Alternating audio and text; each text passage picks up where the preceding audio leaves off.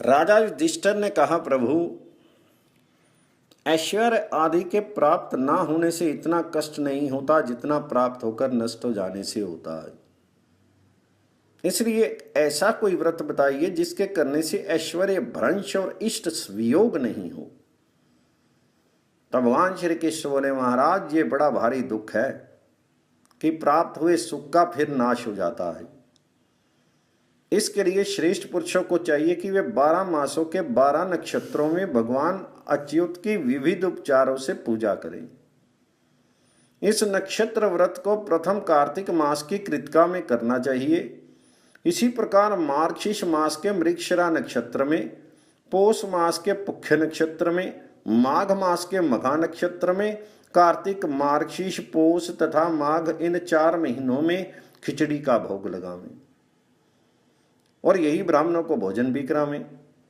फागुन आदि 4 महीनों के नक्षत्र में संयाव अर्थात गोझिया का नैवेद्य लगावें और आषाढ़ आदि 4 महीने नक्षत्रों में पायस का नैवेद्य लगावें। पंचगव्य का प्राशन करें और भक्ति से नारायण का अर्चन करके इस प्रकार प्रार्थना करें कि हे अच्युत, आपको बार बार नमस्कार है। मेरे पापों का नाश हो जाए, पुण्य की वृद्धि हो, मेरे ऐश्वर्य, वित्त आदि अक्षय हो जाएं तथा मेरी संतति कभी नष्ट नहीं हो। जिस प्रकार से आप परे से परे ब्रह्मभूत, उससे भी परे अच्युत परमात्मा हैं, उसी प्रकार आप मुझे अच्युत कर दें। अपर में आप मेरे पापों को नष्ट कर दें। पुरुषोत्तम, अच्युत, अनंत, गोविंद, अमे आत्मन, मेरे समस्त अभिलाषाओं को पूर्ण करें, मेरे ऊपर आप प्रसन्न हो। अनंतर रात्रि के समय भगवान जी का प्रसाद ग्रहण करें।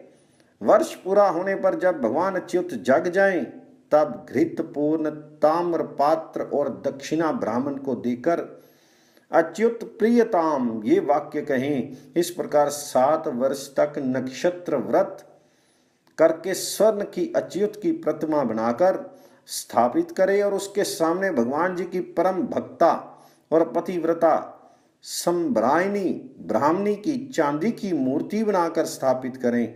फिर इन दोनों की गंध पुष्पादि उपचारों से पूजा करके क्षमा प्रार्थना करें और सब सामग्री ब्राह्मण को दान कर दें।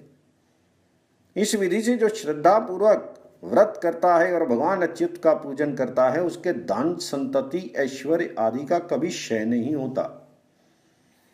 उसकी समस्त अभिलाषाएं पूर्ण हो जाती हैं।